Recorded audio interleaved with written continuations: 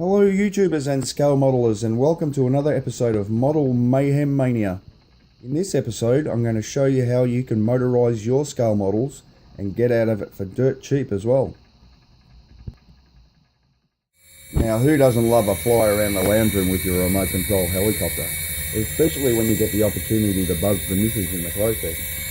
However, anyone in the RC world will often tell you these flights quite often end in tragedy, as was the case with this little blue number. But it's not the end of the world. There's still a lot of parts you can salvage from these little remote control helicopters. And here's the aftermath. And this is the actual helicopter you saw flying. I bought two, but one didn't make it. You can pick these up at Kmart for about $15 a pop, so they're not bad at all. And you get 3 motors out of one helicopter. And you can get the 4 Hilo drones, and they've got 4 motors in them.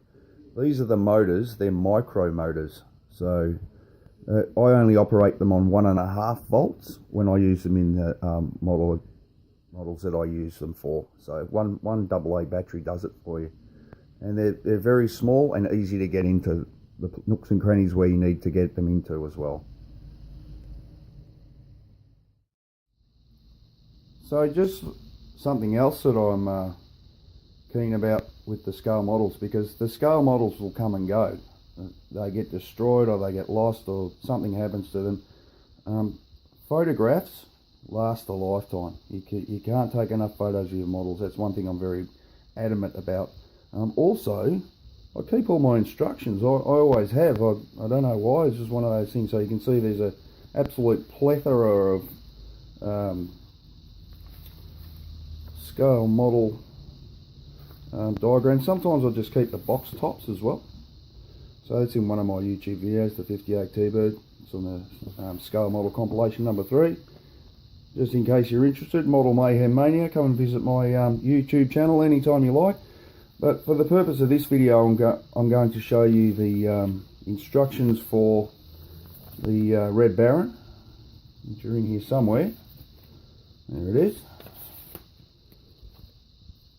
Because when I built this model, I wasn't even interested in YouTube at all, but so I can't show you how I installed the motors. I didn't take any photographs at all, but you can see pretty clearly on the instructions here this backing plate for the motor. So I chopped that piece off and drilled a hole in it, and I had to drill right through the motor as well, so I had to remove that as well and just make a hole through the motor. So I'll show you the photos anyway, and I'll run through it as I go.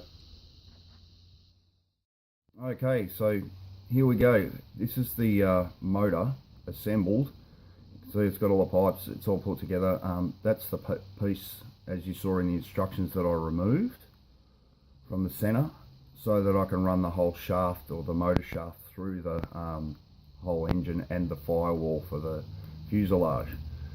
So that's the fuselage here and the firewall, with the shaft from the actual motor, the micro motor, protruding through the firewall. That piece of shaft came from the helicopter as well. It was one of the support struts for the tail section, and it just slipped over the motor end beautifully, so that was fantastic. And I used a 2-part epoxy glue to mount the motor to the back of this firewall, so that it was held in place and the shaft could run through the firewall exactly where it needed to, so it could then run through the motor as well. And there's another shot of the shaft running through the firewall as well, and a bit of dry brushing there, silver on the machine guns. And then another shot again of the actual shaft of the motor running, the micro motor running through the firewall. And again, you can see the model's assembled now, and there's wiring that runs along the bottom of the fuselage, which I secured into place using the 2-part epoxy as well.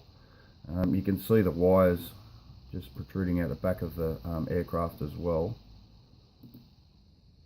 and they're just there as well. So that's final assembly. That's with the engine cowling on, that's with the motor mounted, and that's the shaft coming through the whole lot.